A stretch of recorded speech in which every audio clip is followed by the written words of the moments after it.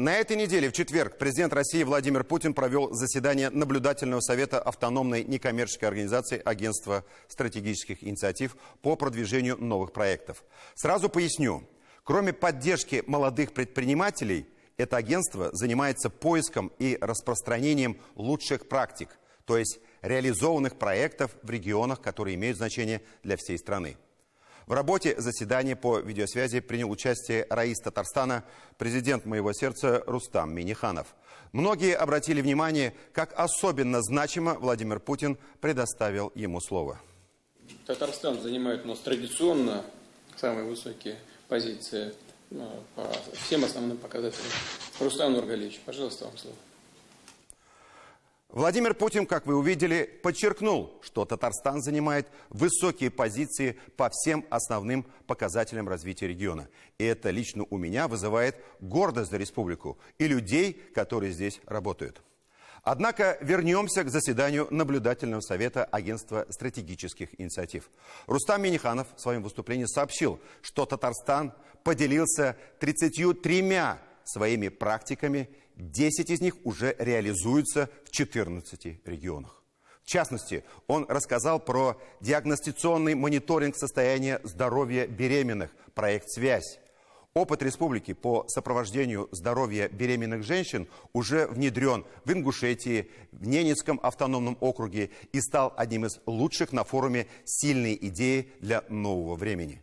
Внедрение данной системы позволило врачам определять риски осложнения беременности, своевременно на них реагировать и таким образом сохранить жизнь 16 тысячам женщин и их детям.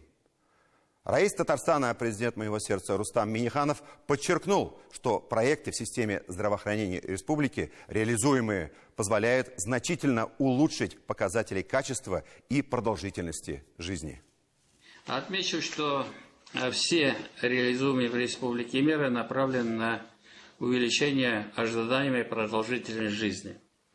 Так, по итогам прошлого года она в республике выросла более чем на 3 года и составила 74,58 года.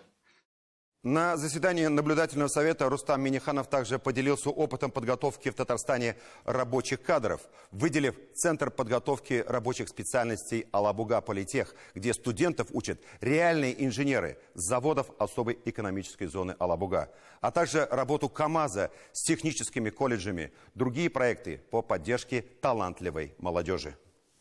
Еще один наш хороший опыт – это университет талантов, который позволяет выявить одаренную молодежь.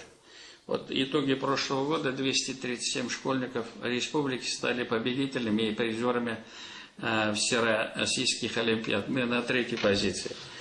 В настоящее время эта практика внедряется уже в 5 регионах нашей страны. Рустам Нургалиевич рассказал президенту России о строительном рекорде Татарстана, достигнутом в это непростое время. Это более 3 миллионов квадратных метров жилья.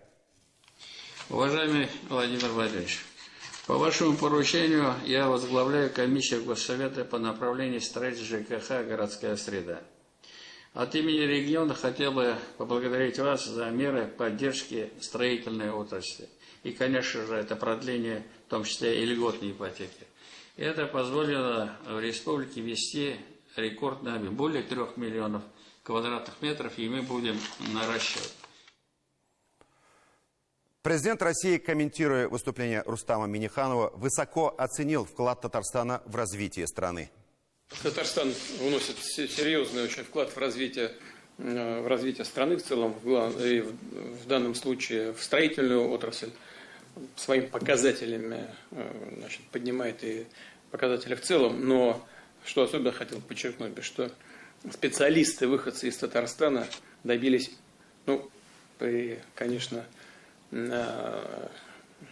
активном участии всего комплекса, без всякого преувеличения, выдающихся результатов в жилищном строительстве в прошедшем году. Самый лучший показатель за всю новейшую историю. Да и в советское время в России в целом таких показателей, по-моему, не было.